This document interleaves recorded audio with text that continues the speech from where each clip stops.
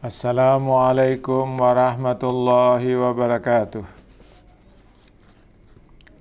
Alhamdulillahilladzi nahmaduhu wa nasta'inuhu wa nastaghfiruh wa na'udzu billahi min syururi anfusina wa min sayyiati a'malina. May yahdihillahu fala mudhillalah wa may yudlilhu fala hadiyalah. Wassalatu wassalamu ala asyrafil anbiya'i wal mursalin Sayyidina wa maulana Muhammadin wa ala alihi wa sahbihi ajmain, amma ba'd. Para pendengar, para penonton, para pencinta ilmu yang dirahmati Allah Subhanahu wa ta'ala.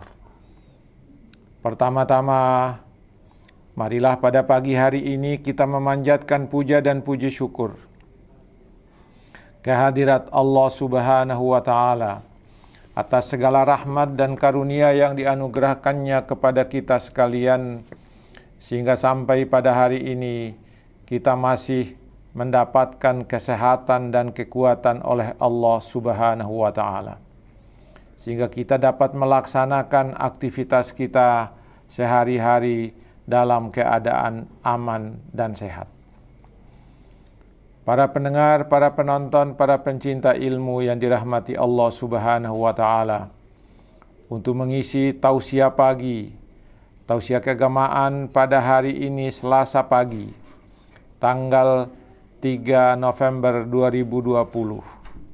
Saya ingin menyampaikan tema hidup damai di tengah kebinekaan agama. Para pendengar, para penonton, para pencinta ilmu, mengajak dan menyeru mereka ke jalan yang benar menurut Islam adalah sebuah kebajikan. Setiap muslim secara kifai wajib menunjukkan yang benar adalah benar dan yang salah adalah salah. Hal ini difahami dari perintah Allah di dalam Al-Quran, Surah An-Nahl, surah yang ke-16 ayat 125,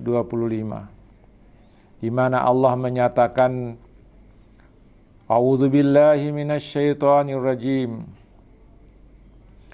Ud'u ila sabili rabbika bil hikmati wal mau'izatil hasanati wajadilhum billati hiya ahsan. Artinya, ajaklah, serulah, wahai Nabi Muhammad, kepada jalan Tuhanmu dengan hikmah, nasihat yang baik, dan berdebatlah dengan mereka dengan cara-cara yang terbaik. Apa yang disebutkan di dalam ayat ini menjadi spirit bagi kita untuk mengajak siapapun ke jalan yang benar dengan cara-cara yang baik. Kalau toh ada persoalan-persoalan yang diperselisihkan atau diperdebatkan dalam urusan-urusan kemasyarakatan dan agama, maka berdebatlah dengan cara-cara yang terbaik pula.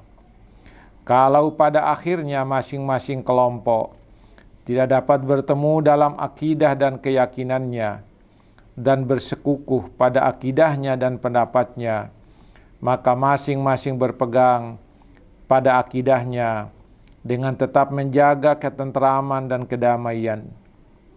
Untuk itu, kita berpegang pada prinsip yang ditunjukkan oleh Al-Quran dalam surah Al-Kafirun, surah yang ke-109 ayat 6, yang menyatakan, Lakum dinukum waliyadin, bagimu agamamu dan bagiku agamaku.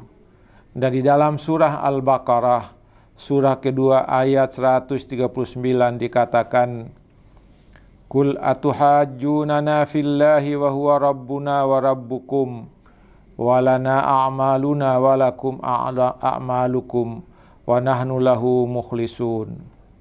Katakanlah wahai Muhammad kepada mereka, apakah kamu memperdebatkan dengan kami tentang Allah, padahal Dia adalah Tuhan kami dan Tuhan kamu. Bagi kami amalan kami dan bagi kamu amalan kamu, dan hanya kepadanya kami mengikhlaskan diri.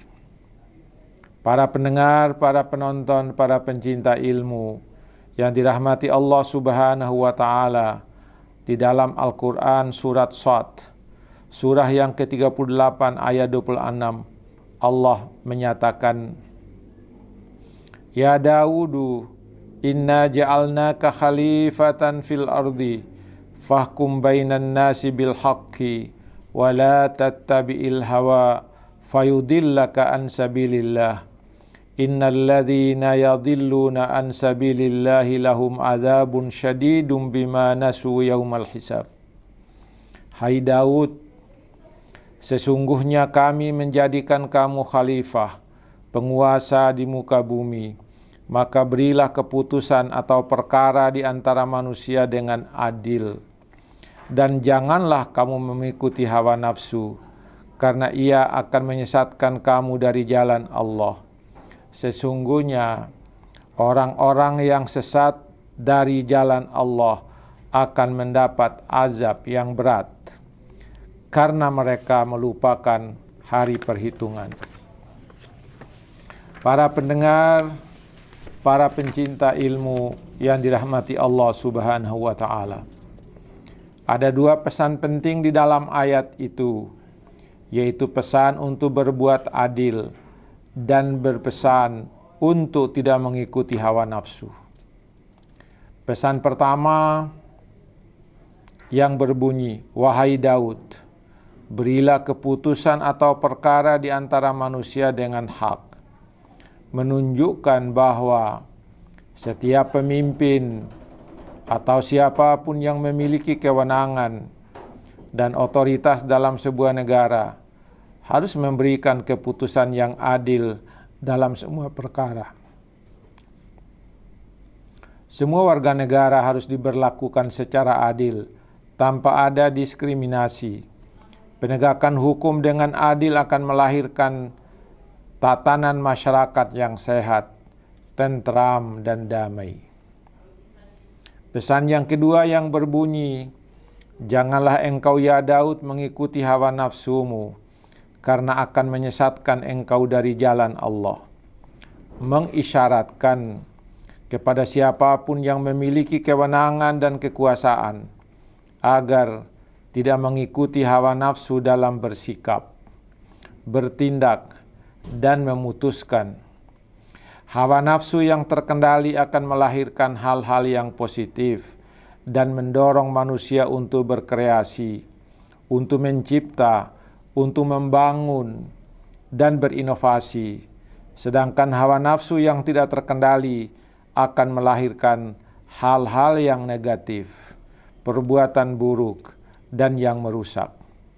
Surah An-Nisa, surah yang keempat ayat 58 menegaskan lagi, Innallaha ya'murukum an tu'addul amanati ila ahliha wa iza hakamtum bainan nasi an tahkumu bil adli innallaha ni'imma ya'izukum bih innallaha kana sami'an basira. Sesungguhnya Allah menyuruh kamu menyampaikan amanat kepada yang berhak menerimanya, dan menyuruh kamu apabila menetapkan hukum di antara manusia, supaya kamu menetapkan dengan adil. Sesungguhnya Allah memberi pengajaran yang sebaik-baiknya kepadamu.